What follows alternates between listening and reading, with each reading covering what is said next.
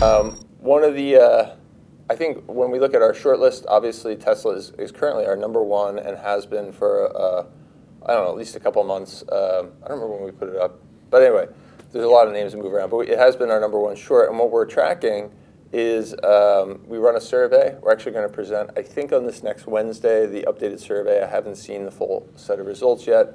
This one is as of May. This is before the horse incident and some other politicization. It's a rural juror of Musk. Like, he's become a much more partisan figure in the last month since we did the survey. So it'll be interesting to see if there's any incremental change in that. But I think more importantly, what we're seeing is a deterioration of EV brand differentiation. At the end of the day, Rivian would be a pretty cool, like if you had a Rivian truck, that would be pretty cool, right? If you had, I saw a Mach-E, a minute ago, and it's a nice looking car, it's fast, it's got a lot of, so if you have a Taycan or the Ioniq is actually a really good looking, new EV that's out. There's a lot of new EVs that are, obviously the Audi Sportback e-tron is a great looking car, probably the best looking one. So you're seeing a breakdown of what used to be a Tesla only really field.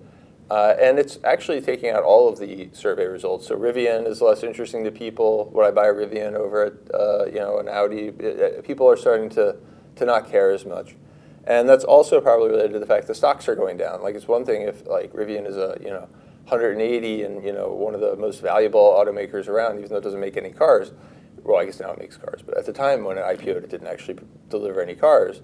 And now, it's much lower. So I think the stock price, that kind of, representativeness bias or whatever that bias is, where people confuse the stock price in the company and the product, all of which are distinct. That's in part just, I love the chart on the right there, Fed funds rate versus Tesla's relative performance. Like, if you don't think you're in a liquidity-driven stock, I can't help you, right? Like, that is just typical speculative excess. Well, on electric vehicles, so I think what you're saying is basically they're going the same route as like the gas vehicles, right? You're getting more and more competitors as time goes on and so forth, right? Yeah, there's a few things going on. One is that people actually do want electric vehicles. People say, like, you hate electric vehicles. Like, I don't hate it. I don't hate her like anything. I'm just looking at these data that come in. Yeah. But I do think that when we survey people, a large portion, something like 85 to 95% of people say they're willing to consider buying an electric vehicle. The government seems very excited for people to buy electric vehicles, and that's globally. Yeah. And they have things about them that are really nice. Like, if you have a free weekend, go to a Porsche dealer and drive a Taycan. Like, it's a lot of fun to go do that. Dress nice, pretend to be a buyer or whatever, and maybe actually you walk out with one, so you're doing them a favor, right? But they are a lot of fun to drive. They're very quiet. They're low center of gravity. There's a lot of things to like about them.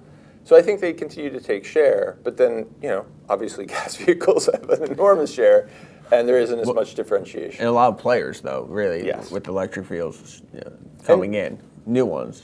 Hey there, Hedgeye Nation, or if you're not part of Hedgeye Nation, thanks for watching Hedgeye on YouTube. If you haven't already, make sure to click on the button below there, subscribe to our YouTube page. You can also follow the link in the description to our website to get even more great investing content.